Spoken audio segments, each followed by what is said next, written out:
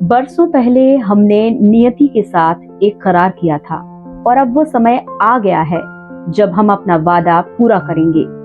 आधी रात ठीक 12 के घंटे के साथ जब दुनिया सोती है, भारत जिंदगी और आजादी के लिए जगेगा। ये पंक्तियां कही थी पंडित जवाहरलाल नेहरू ने, जो कि हमारे देश के पहले प्रधानमंत्री थे।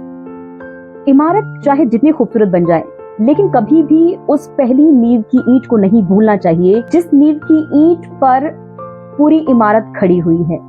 तो उसके योगदान को कभी भी नहीं भूलना चाहिए। तो आज हम उन्हीं को याद करेंगे।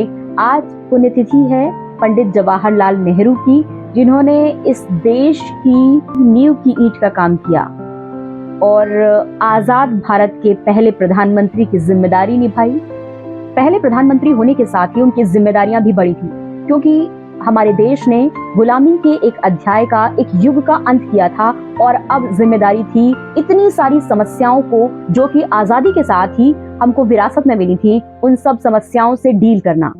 इन समस्याओं से डील करना आसान नहीं था, लेकिन पहले प्रधानमंत्री पंडित जवाहरलाल नेहरू ने अपनी नीतियों, अपने विचारों से अद्भुत प्रयास किए और इस देश की नींव रखी।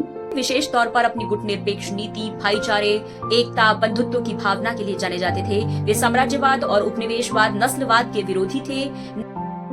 नेहरू जी का महिलाओं के प्रति दृष्टिकोण ये था कि अगर हम एक पुरुष को पढ़ाते हैं तो सिर्फ एक पुरुष पढ़ेगा, लेकिन अगर हम एक महिला को पढ़ाते हैं तो एक परिवार, समाज, राष्ट्र आगे बढ़ेगा और बढ़ेगा और एक साक्षर, शिक्षित समाज का विकास होगा। नेहरू जी लोकतांत्रिक समाजवाद के समर्थक थे, यानी कि उनका मानना था कि देश पर, यानी कि राष्ट्र के लोगों का राष्ट्र के संसाधनों पर अधिकार होना चाहिए।